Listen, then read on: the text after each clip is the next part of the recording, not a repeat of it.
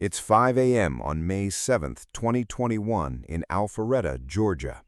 An IT employee at Colonial Pipeline's Operations Center notices something wrong on a control room screen. A ransom note, written in plain text, demanding payment in Bitcoin.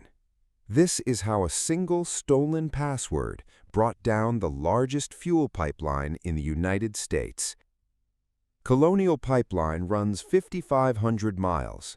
It stretches from Houston, Texas to Linden, New Jersey. It carries 2.5 million barrels a day, gasoline, diesel, jet fuel. It supplies nearly half the fuel used on the East Coast. At 6:10 a.m., the company makes a decision: shut the whole system down.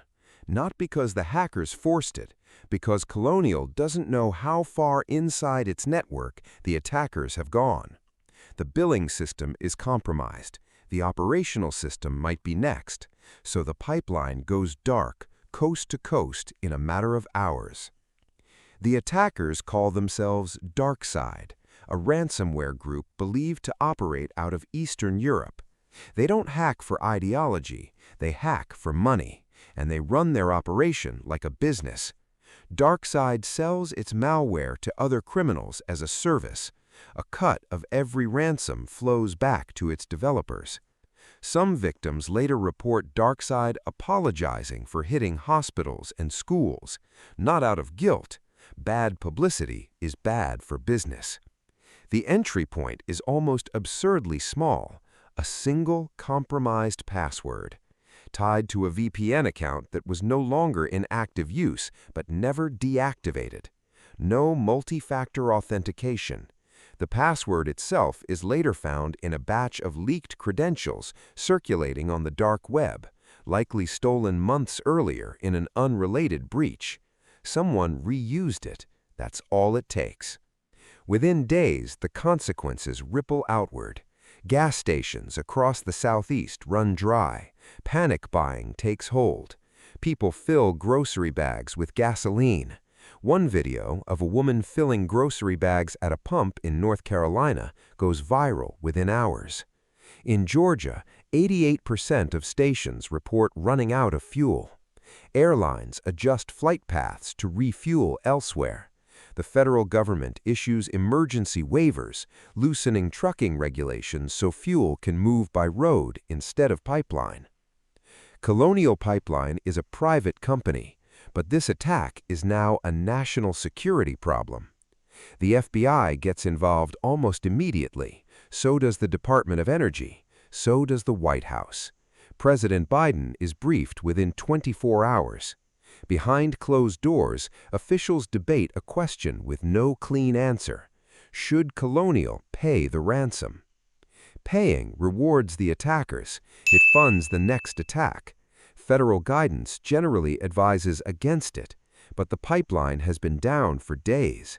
Every hour costs the economy more. Colonial's CEO, Joseph Blount, makes the call alone, without informing the board in advance. He authorizes a payment of 75 Bitcoin, at the time worth approximately $4.4 million. The payment goes out on May 8th, less than 24 hours after the ransom note appears. In exchange, DarkSide sends a decryption tool to restore Colonial systems, but there's a problem nobody anticipated. The tool is slow, painfully slow.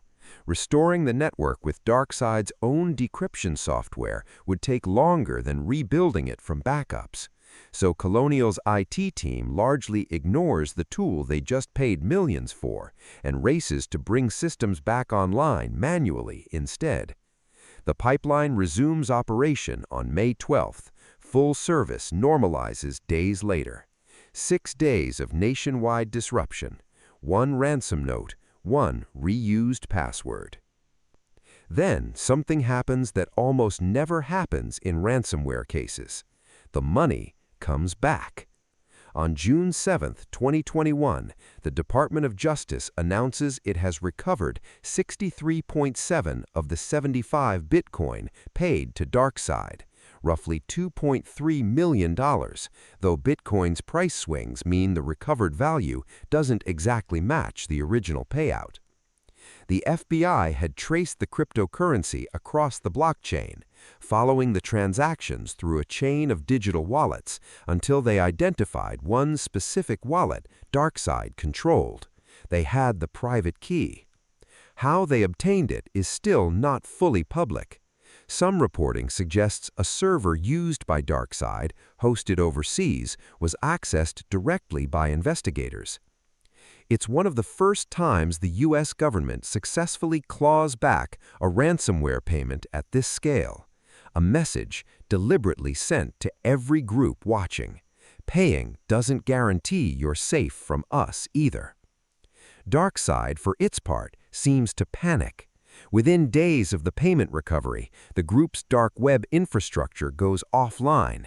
Their payment servers, blog, and negotiation portal all vanish. DarkSide claims it lost access to its own servers and funds, blaming a mysterious law enforcement action it doesn't fully explain. Some analysts believe the group staged its own disappearance, planning to quietly rebrand under a new name once attention faded. They weren't right to expect scrutiny. Congress holds hearings.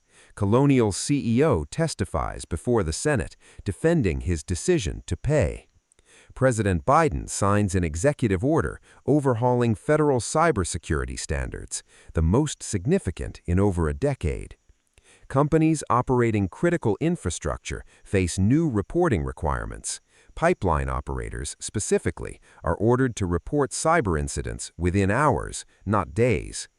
For a brief moment, ransomware becomes not just an IT problem, but a kitchen table conversation.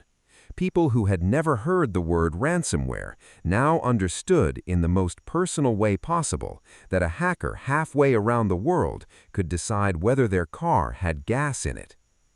Investigators eventually connect DarkSide's tools and infrastructure to a successor group. Different name, similar code, similar tactics. Ransomware, it turns out, doesn't die when one group disappears.